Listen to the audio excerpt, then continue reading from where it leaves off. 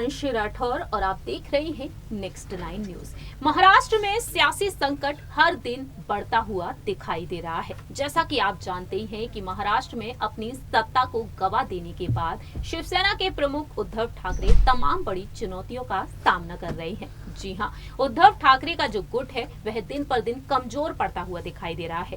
जहां एक तरफ उद्धव ठाकरे सुप्रीम कोर्ट के फैसले का इंतजार कर रहे हैं, कब चुनाव आयोग अपना फैसला सुनाएगा कि आखिरकार असली शिवसेना किसकी है, एकनाथ शिंदे की या फिर उद्धव ठाकरे की। लेकिन इस फैसले से हटकर गौर किया जाए महाविकास आघाड़ी गठबंधन की तरफ, एनसीपी, कांग्रेस और शिवसेना के गठबंधन की तरफ, तो यहाँ पर कहीं ना कहीं ये गठबंधन अब टूटता बिखरता हुआ दिखाई दे सकता है। और इसे बचाने के लिए एनसीपी प्रमुख शरद पवार कई अहम फैसले ले चुके हैं। उन्होंने ऐलान ये भी कर दिया है कि विपक्ष अगर एकजुट हो जाता है तो लोकसभा चुनाव में जीत हासिल कर सकते हैं, बीजेपी को हार का सामना करा सकते हैं। लेकिन इसी बीच बीजेपी के समर्थन से जिस तरीके से एकनाथ शिंदे ने सरकार बनाई है, बीजेपी अब एनसीपी के प्रमुख शरद पवार के गढ़ पर हमला करने के लिए पूरी तरीके से तैयार है।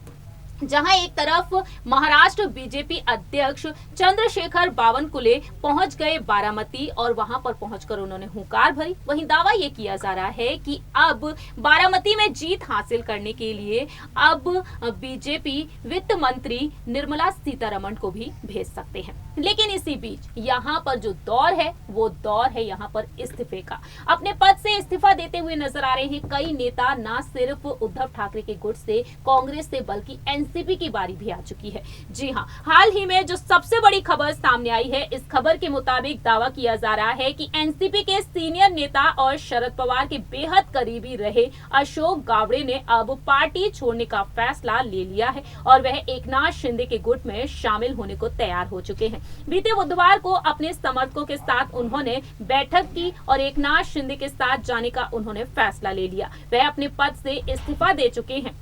आपको बता दें, पार्टी छोड़ते वक्त पूर्व मंत्री जितेंद्र आहवाड़ और विधायक शशिकांत शिंदे और अन्य नेताओं पर उन्होंने हमला बोल दिया। अशोक गावड़े ने कहा कि एनसीपी में गुटबाजी पैदा हो गई है, ये सब मैं कई दिनों से झेल रहा हूं। इसकी शिकायत समय समय पर वरिष्ठ नेताओं से भी की गई है, लेकिन कोई ध्यान नहीं दिया जाता। उनका कहना रहा कि ऐसा नहीं है कि मैं आज इस्तीफा दे रहा हूं क्योंकि मैं इस गुटबाजी से तंग आ चुका हूं। मैंने 2 साल पहले विष्णुदास भावे थिएटर कार्यकर्ताओं में बैठक में इस बारे में बातचीत की थी। अशोक गावड़े ने यह भी कहा कि मैंने एनसीपी सांसद सुप्रिया सुले के सामने सार्वजनिक टिप्पणी भी की थी, इसलिए मुझे साइडलाइन कर दिया गया और मैंने बार बार वरिष्ठों से बात की, लेकिन कुछ नहीं हो रहा है, इसलिए मैं आखिरकार इस्तीफा दे रहा हूं। उन्होंने ये भी कहा कि मैंने तो पार्टी के बुरे दिनों में निस्वार्थ भाव से काम किया और इस तरीके से यहाँ पर वह अपनी बात रखते हुए नजर आ रहे हैं। फिलहाल देखा जाए तो अशोक गावड़े ने बेहद बड़ा झटका दे दिया है एनसीपी के प्रमुख शरद पवार को